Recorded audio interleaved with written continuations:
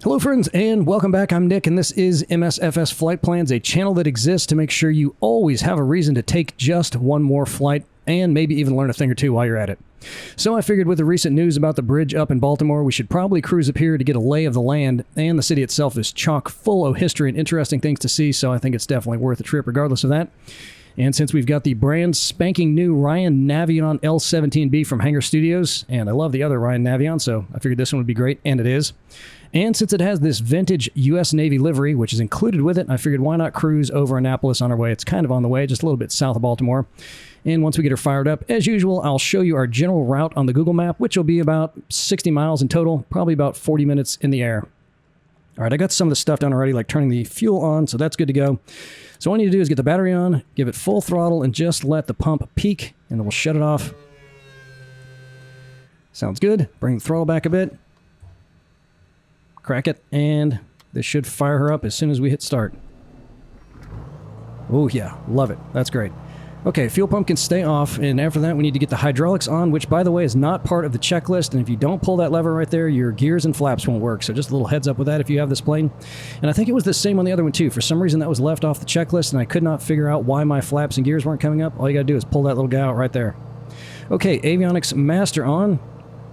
And there's a checklist down here, by the way. If you're not seeing that, you got to check first GPS and then click autopilot, even though there's not a box for it. When you click this, it'll turn from like a 450 or something to this little mini 750. And I need to remember how to get this over to GPS. So how did I do that last time? All right, hold on a second. I got to remember how I did that. Okay, I think it was this here. And here it is right there. There we go. Good to go. All right, so let's back up, go back to our map. All right, we're all set with that. And I can't turn the smoke off. It must be bound to a key. I could not figure out which one that is, but smoke will just always be on. So if we do any external shots, you'll get the thrill of watching the smoke. Okay, so all that's good. Let's go ahead and check our baro and get our transponder on for standby mode. And our cruise altitude for this entire trip will be 2,000 feet, so we'll go ahead and pre-configure that, and I've got an external deal for that, so we're not going to mess around with anything inside the cockpit for that. All right, so that's good. And let's see, baro's set. And let's look at the Google map real quick, and then we'll be on our way. All right, so here's Washington. We took that trip a long time ago, and for some reason, it just disappeared off our channel, so we'll probably re-record that one at some point, but I wasn't particularly fond of that. There was a lot more to see than we looked at, so we'll come back up there. All right, so here's Annapolis, about, I don't know, 15 miles or so south of Baltimore. There's a little airport right over here, so we're going to take off this way, come around the side of this little river here, cruise over Annapolis, actually, I guess down here, so we can see the academy and all that.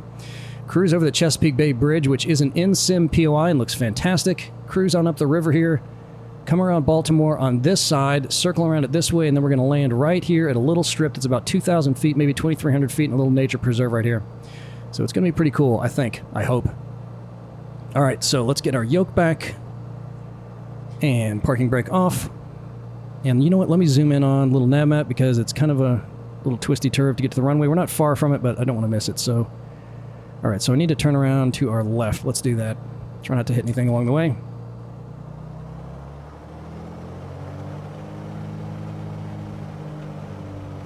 All right, once we get going, I'll tell you about there's some smoke. Fantastic. All right, so the runway is this way. That's it right in front of us, and it's a skinny little guy, as you can see. There's the taxiway. Okay, we got out of our own smoke there. So the place we're departing from is called Lee Airport, Kilo Alpha November Papa. And it's the closest paved runway to Annapolis. But not very long. Again, only about 2,300 feet, just like the one we're landing at. And it is skinny. Really skinny. I think it's like 50 feet wide. And unfortunately, I could not find much info about this place, other than 99% of their traffic is single engine, which isn't very surprising. But if you need a bigger airport, that would be Baltimore International, which is just a few miles south of downtown. All right, let's just get turned around and up in the air, and then I'll tell you about the add-ons that we have, all of which are freeware, which is always fantastic. Boy, that's a lot of smoke, isn't it? This thing is smoking like crazy. That's perfect. Oh, and by the way, speaking of smoking, chat, don't even think about it. The ashtrays work. Boy, that'd be nice if they animated a little cigarette you could just throw in there. That would really round this out for me. Okay, so one notch of flaps. And landing lights on. Did our flaps work? Nope. Maybe I need to push the hydraulics in. There we go. Okay, well, I'm glad I checked that. We'd be having some serious problems. Okay. All right, I think everything's good to go. Let's go ahead and get our transponder onto altitude mode. Everything else looks good. We got our GPS set there. That's great. All right, I'm ready. You guys ready?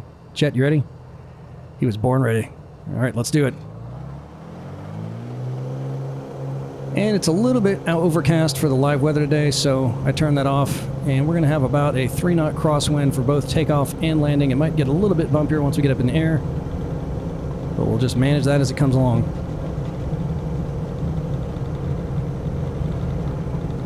All right, up we go.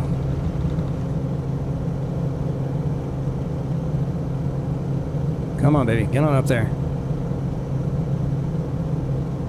All right, gears up. And flaps up. All right, autopilot on, nav set, and we'll climb at 500 feet a minute. My favorite setting. And we're on our way. All right, so we got 3 add-ons for this flight. All of them are freeware again, which is always such a treat. And all are going to be linked in the video description, along with this exact flight plan, as always, for little NavMap. If you don't know how to use little NavMap, I do have a tutorial for that, very brief, somewhere down in our archives, and that is on the how-to playlist that I created, by the way. So as far as the add-ons go, we've got one for the key bridge, which is the one that collapsed, from a modder named Rowansky, or maybe Rowan Sky. And then we've got one for the ports from who else but our man Freaky D, of course. And then we've got a water fix also for the southern end of the river that runs up to downtown from Mr. Coffee. So once we get turned around here, we'll see the U.S. Naval Academy, and everything in Baltimore is photogrammetry, but the Academy, everything out here really is the default stuff, unfortunately. But we'll still get a general sense of what the campus looks like. All right, so let's go ahead and pull some of this stuff back a little bit, because we will definitely start overspeeding once we flatten out. In fact, you have to pull it back quite a bit in this plane, or it will definitely overspeed. So we'll just kind of keep an eye on that as we come up to 2,000 feet. And let's just check our barrel one more time to be sure. All right, everything looking good. So the school, the Naval Academy, was established in 1845 on the grounds of an old Army base called Fort Severn. And they built that place in 1808 in anticipation of the War of 1812, but it never saw any action. And they eventually tore that fort down in 1909. So there's nothing for us to see from the air. They built the Naval Academy all over the top of where it was, I think. Doesn't look too bad out here. You'll definitely see once we get over Annapolis, really a lot of autogen stuff. The stadium doesn't look great, but it is what it is. During the Civil War, the 3 upper classes were ordered out to sea for the North, and the younger guys were moved up to Fort Addons in Newport, Rhode Island, so that the campus up here could be used as an Army hospital. But not everybody out here was keen to join the Union. 24% of their officers resigned to join the South. And Baltimore was really a pro-slavery city. It did wind up going with the Union, but it was not really huge fans of the anti-slavery movement, as you'll hear more about in just a little bit. All right, just keeping an eye on that altimeter. I've got to remember to pull things back. We'll go ahead and give it a little bit more prop while we're climbing here. That looks like a big solar farm down there, doesn't it? And that probably looks right. The span between the Civil War to the Spanish-American War was known as the Porter's Academy years for the university, or the academy, I guess, after Superintendent David Dixon Porter, who came in and cleaned up the mess that the Army left behind during the Civil War. And the school saw further renovations to the buildings leading up to World War I, and most of the properties that populate the campus today are from that time period. And they also started an aviation school in 1911, which is pretty doggone close to when the Wrights went up in the air. 1903, I think that was. And they purchased 3 Curtiss aircraft that didn't look too far removed from the Wright Flyer, and one of them was a water plane, which was very rudimentary. It looked like they strapped a John boat on the bottom of the Wright Flyer. And from about World War II on, the only thing Wikipedia seemed to be honing in on was the school's athletic programs, which I don't care too much about, and the increasing diversity of the student body, which was kind of interesting, I guess, but not interesting enough to take another lap just to squeeze all that in. And while we're out here, we should not fail to mention that Annapolis is the capital of Maryland, and a rather unassuming one at that, lurking literally and figuratively in the shadow of the Naval Academy. All right, so here's their big stadium, which looks nothing like a stadium. If you're right over the top of it, you can see the field down there, but this is a big circular thing that goes all the way around in real life. And then the campus is going to be up here, which actually kind of looks like the campus does. They got the footprints of the buildings in the right spots. The bridges, for the most part, look pretty good coming out here. And I'll show you where the State House is, if we can spot it. There's like a circular garden out in front of that. That's kind of the marker for that. And you know what? This thing's not going to stop at 2,000 feet. I forgot about that for my test flight. That's all right. We'll hang out at 2,200 or so. Okay, so we need to look for the circular courtyard looking thing, and that's where we'll find where the State House should be, if we can spot it. Let me lean out the window. Oof, I don't know. It's all just square buildings down there. I'll show you on the satellite map at the end where it is if you feel like you want to try to spot the square building that is the State House. And this is the Severn River right here, which is what that first fort was named after. And I'm not real sure. This is part of the campus over here as well. If the fort was on this side or if it was over here on this side. Most of the campus is over here. And that's not their stadium. That's just where they got their track and stuff. The stadium was that funky looking thing we saw back there. All right, up ahead is the Chesapeake Bay Bridge, not to be confused with the Chesapeake Bay Bridge Tunnel, which is down by the mouth of the bay, and we saw that in our Norfolk flight. And that thing is massive. But this bridge is 4 miles long and was originally just one span, with the second added in 1973. But when the first one opened in 1952, it was the longest continuous overwater steel structure in the world. And I set up another camera over in Chet's window because we're going to come across this side of it, and it looks really good, so I'll hop over there for just a second so you can check it out. And then we'll get into the history of Baltimore. But you can see how long that thing is. Let me lean up over the glare shield again. Really long. And it takes kind of like a hard turn here as it comes off. It's kind of interesting in that sense.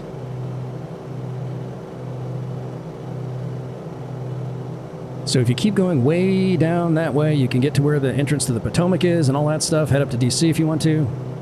And it's a pretty good ways down there. Baltimore is way, way up in the bay. And I do have the ships turned on. We'll see a couple of them. Hopefully we'll see a few more up in Baltimore Harbor, because that's a pretty busy place. And one of the reasons why they had that accident last week. All right, so let me slide over to Chet's side just real quick. Look out his window. Excuse me, Chet. That is a pretty doggone good-looking bridge for an ensign POI. I didn't get a super, super close pass, and I don't know which side is the older one. You can see this one has some concrete pylons on it, and the other one doesn't appear to have that. This one looks to be a little bit newer, so that's probably the newer one, I'm guessing. But 4 miles long, that's a lot of bridge, and that almost looks like a double-decker, doesn't it? And they said that certain times of the day, rush hour and things like that, they'll even convert some of the lanes on one side to go the same direction as the other. Usually it's just kind of an east-west thing, but when it gets really, really busy, they can divert some of the traffic on the other side to help thin it out just a little bit. All right, looks like we've got everything dialed in just right. We're right at the threshold between the green and the yellow there, so that's fantastic. We'll go ahead and turn our landing lights off. All right, so on to the history of Baltimore. The ancient past of the area looks like most of the rest of North America, with evidence of Paleo-Indians going all the way back to roughly 10,000 BC. And boy, those guys were really busy 12,000 years ago, because it seems like the first people everywhere in North America were 10,000 years ago, or 10,000 BC. But the Europeans started working their way north along the Chesapeake from Jamestown, Virginia, which we also saw in that Norfolk flight, which was the first major English settlement out here. That happened in the 1630s. They didn't land at Jamestown. I think Jamestown was right at the turn of the 17th century. But they started working their way in this direction in the 1630s, finally making their way up here in 1661, setting up shop directly east of downtown in an area known today as Jonestown. There was a little creek that ran up there, and they were on the eastern side of that, eventually building the city up on the western side of the creek. By 1700, the bustling tobacco trade of the region brought more people, and the first port, which was built on a little peninsula we'll see shortly called Locust Point, sticking right out in the middle of Baltimore Harbor. And within a few decades, the population had grown enough to officially found the town of Baltimore, which occurred on August 8th of 1729. So it's been around for a while.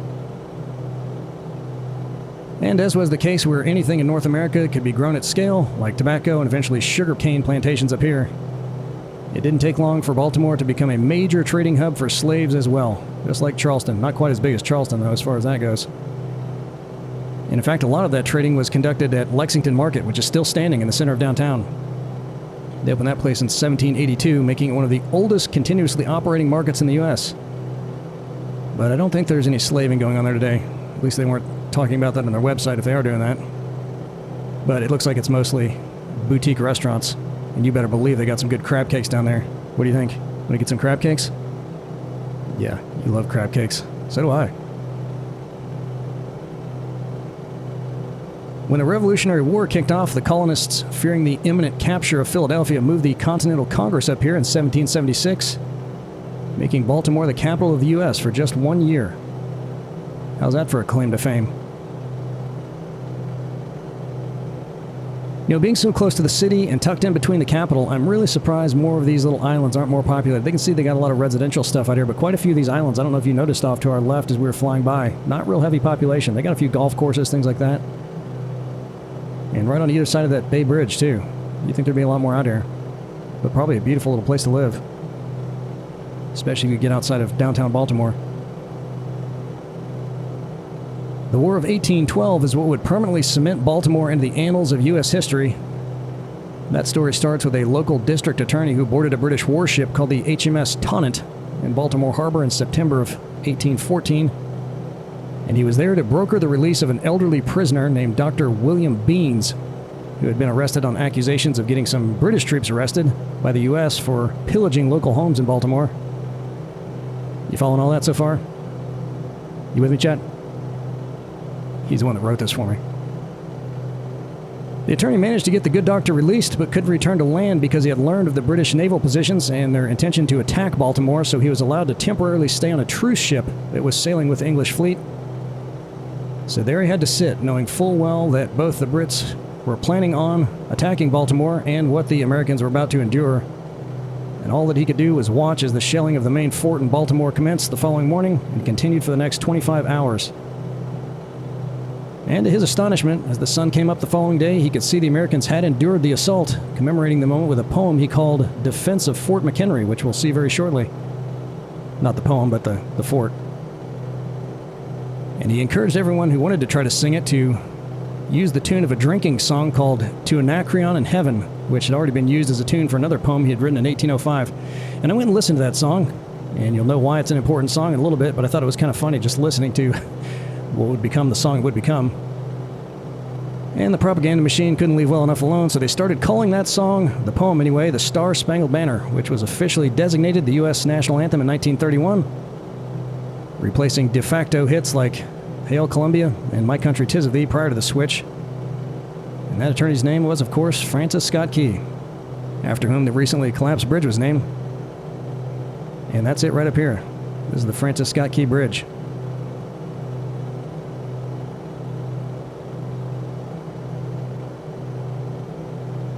Baltimore blossomed into a city of innovation as the 19th century churned along, pioneering the use of gas lighting in 1816, which some might argue is still employed today, although in a slightly different form. And it played a major role in the railroad boom with the storied Baltimore and Ohio Railroad, also known as the B&O for all you Monopoly geeks, making the city a terminus for several lines running out toward the Midwest. And in 1904, which was a great decade for great fires, Baltimore earned its stripes with their very own, which destroyed over 1,500 buildings, encompassing 70 blocks of the downtown area.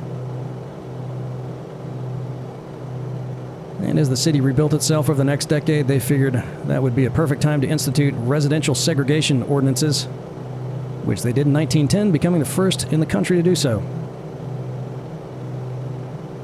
All right, on a far more uplifting note, here comes the Francis Scott Key Bridge. And for those of you who have made the very wise decision to stop watching the news in the United States, that thing no longer exists. Last week it was hit by a massive container ship that lost power coming in this direction, I think, out of the ports. And it hit one of these little pillars down here, and the whole thing came down in just a matter of seconds, creating a really big mess, not only because this is one of the main thoroughfares that goes around the outside of Baltimore, but because it's blocking the harbor now. And who knows how long it's going to take them to clean that thing up and rebuild the bridge. All right, here's the ports from Freaky D, which look fantastic. They did not look fantastic before, so once again, thank you, Freaky D, for doing your thing. And this area down here looks like it has tons of cars in it. This one you can see has got a lot more containers up here, but it looks like this is just a huge parking lot full of cars out in this area. And all of them are modeled, which is just great. I love that. You guys know I love that. When they took the time to pop every little thing up off the ground. Just wonderful. And right up here is going to be beautiful Fort McHenry. And that area where it sits is the same Locust Point Peninsula that I mentioned earlier, which is where that first big port was installed way back in the day. But this fort was built in 1798 to replace a much smaller fortification called Fort Whetstone, which lasted from 1776 to 1797. So they built this the year after they tore that down. And yes, that's the same fort that Francis Scott Key was observing as it successfully endured the British bombardment in 1814. And since I didn't mention it before, the reason the Americans were able to hold out was because they had sunk a bunch of ships out here in the harbor, meaning that the Brits were at the very limits of their rockets and cannons range. And since neither of them were all that accurate in the first place, neither side inflicted much damage on the other. The English finally just threw in the towel after they had depleted all their ammo, suffering only one direct hit in the whole affair, resulting in one wounded crewman on the ship. There it is right there. Look at that. Beautiful, beautiful, beautiful. The Americans wound up losing 4 people altogether, including a woman who was cut in half by a bomb as she was bringing supplies to the fort, which is awfully unfortunate. All right, so we're going to come back around this way. We'll take a much better look at Baltimore once we come around this side, but we've got to get up to the north side there. Look at that fort. Just fantastic. A lot of history in that place. And if you go up to the American History Museum at the Smithsonian Institute, you can check out that very same flag, which is in pretty rough shape. They've done a lot to try to repair that, but still pretty tattered. All right, we've got 2 cemeteries coming up, one on each side of the plain. The first is Green Mount Cemetery, final resting place of John Wilkes Booth. And he was born in a little town called Bel Air, about 15 miles to the northeast. But he did a lot of performing at the theaters down here before his final act in 1865. And then this one over here is the Baltimore Cemetery. And William Tell is buried in there.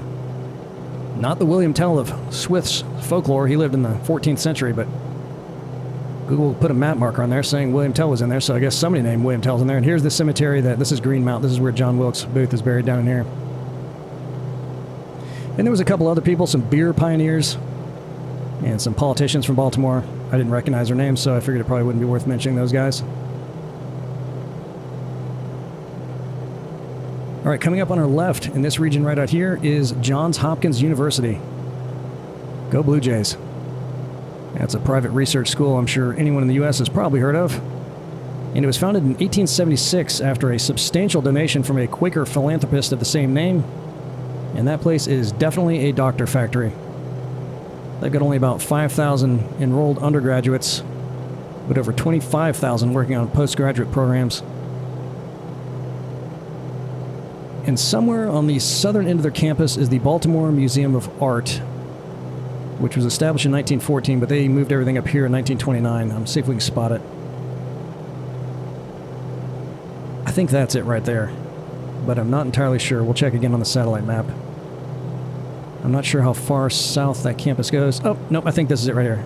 I'm pretty sure that's it. So that's the art museum. Very cool. Okay, we'll be able to see just a little bit of the city zoo, which is all out in this area right here, and you can see all those trees, so you know what that means. Gonna be hard to spot a lot of stuff. We'll see a few little buildings down there. But they opened that in 1876, making it either the second or third oldest in the country, which is apparently the subject of some debate.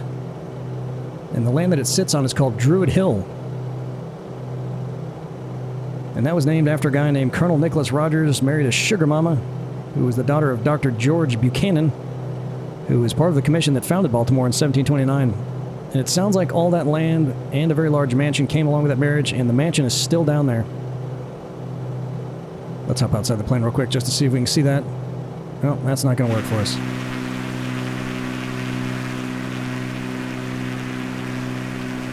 Well, now I've lost track of the zoo, but at least we got to look at the smoke.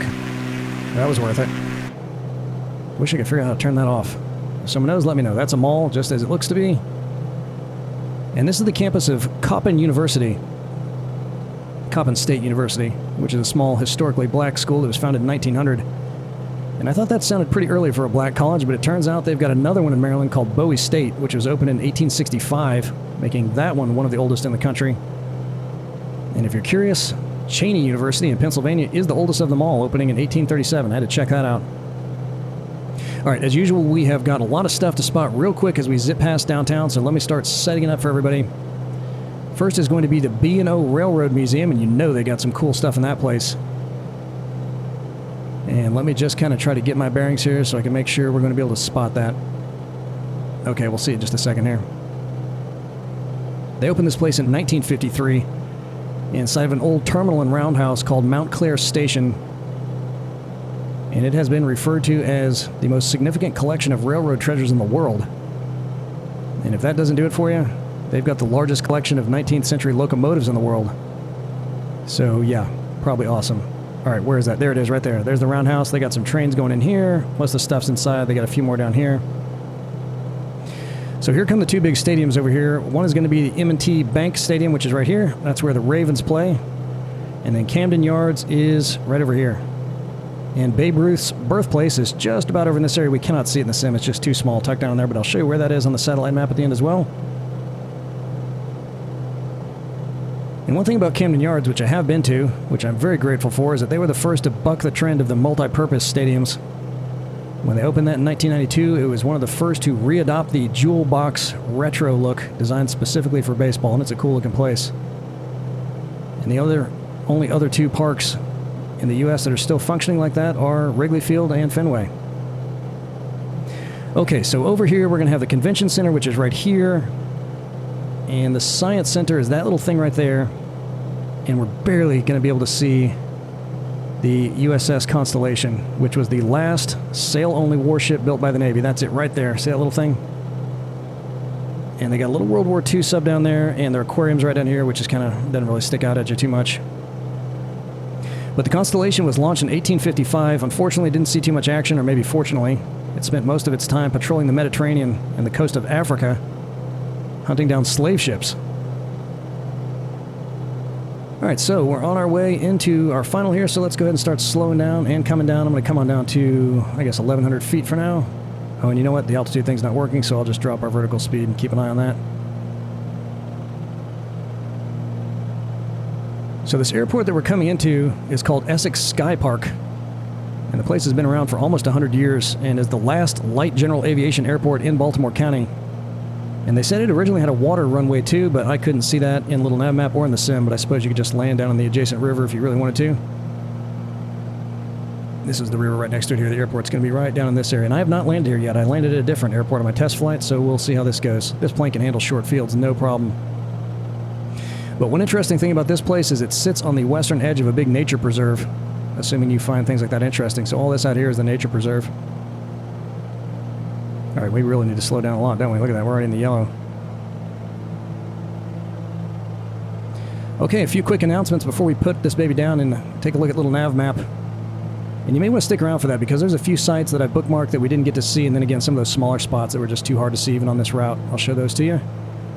And on that note, if you haven't watched it already, I just posted a very brief tutorial on how to import all the bookmarks for all of our previous flights. Also will be in our how-to folder, and it's the last video we uploaded if you want to check that out. So that anyone using Little NavMap will finally be able to see all of our bookmarks from all those flights, which will make spotting all of our POIs a heck of a lot easier. And if you haven't done it already, I'll strongly encourage you to sign up for our Discord server. Join that community, hang out with some very cool people, join us for some group flights, get some gear reviews, plane reviews, flight recommendations, and on that note, of course, compete in our quarterly flight suggestion competition, where as a community we will vote on the best flight recommendation each quarter, and the winner will receive a gift card to the sim vendor of their choice, assuming they offer gift cards. Alright, so this out here still appears to be photogrammetry because that looks really good. That terrain looks nice, and you know what? I didn't see any tiling in the water, which is a very nice treat. Alright, so let's just hang right here for now, start slowing down some so we can get these gears out. And that's the runway dead ahead of us there, just out of our right window. What'd you think, chat? Not a huge city, so it's a pretty quick flight. And this area here is an old landfill, and that's one of the super fun sites, so I guess they were having some contamination problems with that. I didn't get into all the details of that because on my initial test flight we couldn't see it very well. But I think they're trying to clean up whatever was going on with that place. Alright, gears down, landing lights on. And how's our crosswind doing? Oh gosh, we got a 7-knot crosswind now, which I think will probably be okay. Alright, it's trying to nose up, so we'll take the autopilot off. Slow down some more. I'll go ahead and give it full props. Keep on pulling that throttle back. There we go. Come on down, nose. Oh, that does not appear to be the good part of town over there. That's some pretty old looking roofs and buildings down on that side. Get that pointer out of here. Alright, one notch of flaps. That looks like a pretty skinny runway too, doesn't it? But I like the fact that it's just tucked in the woods over there. That's pretty neat. Alright, another notch of flaps, and we'll trim up a little bit because I'd like to try to keep coming down at 500 feet a minute. And there's the tiling, of course, right after I said that. Great. Unless that's a... No, that's not a pier. Yeah, that's tiling. You can see both edges of it. Alright, come over this way just a little bit. Go ahead and open up Chet's ashtray for him in case he wants to throw up.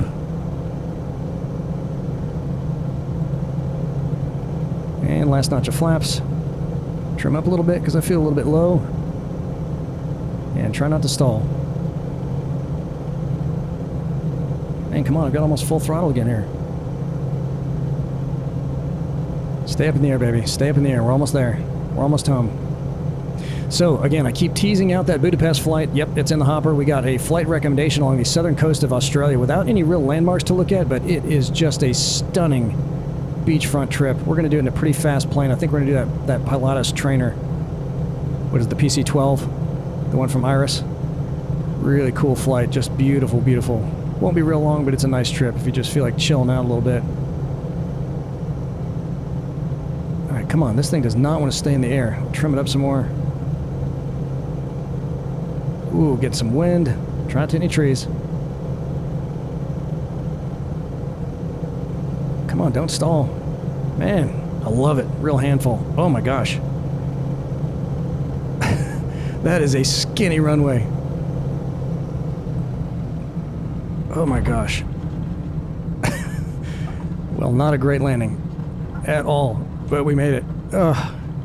Well, that was one of my worst landings in a while. Something about skinny runways always makes me have a lot of runway anxiety. Alright, flaps up.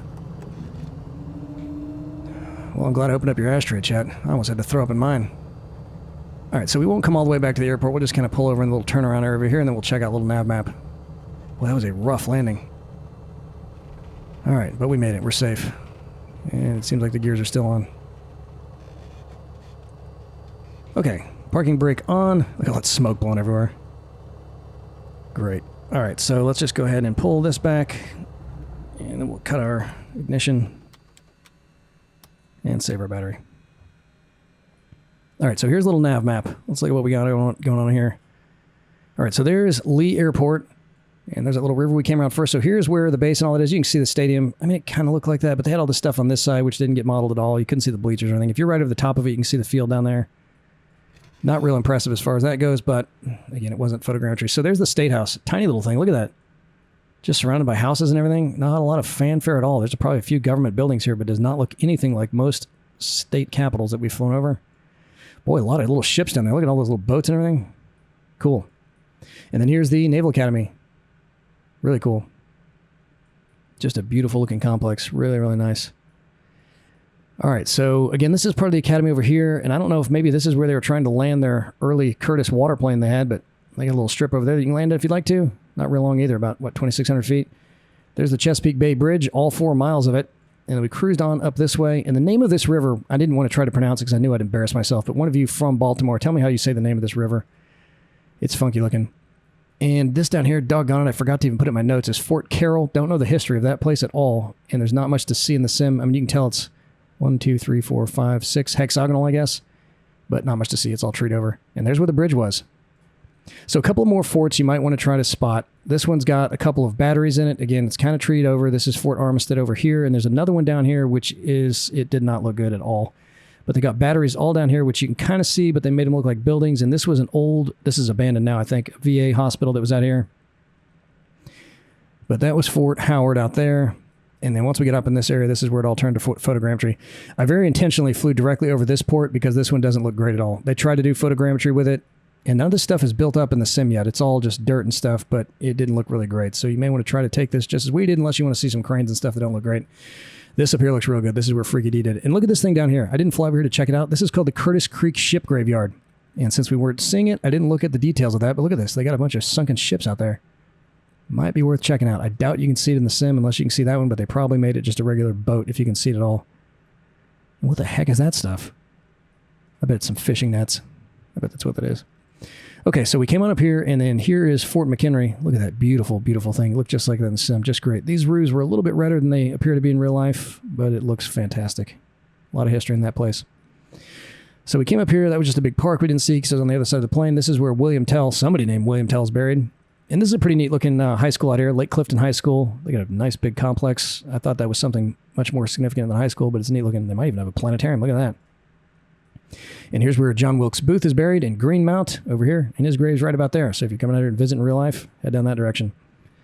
Okay, and yep, that was right. So the second one that I pointed to was the art museum. That's down here. This is Johns Hopkins University up here. Looked just like that. Fantastic.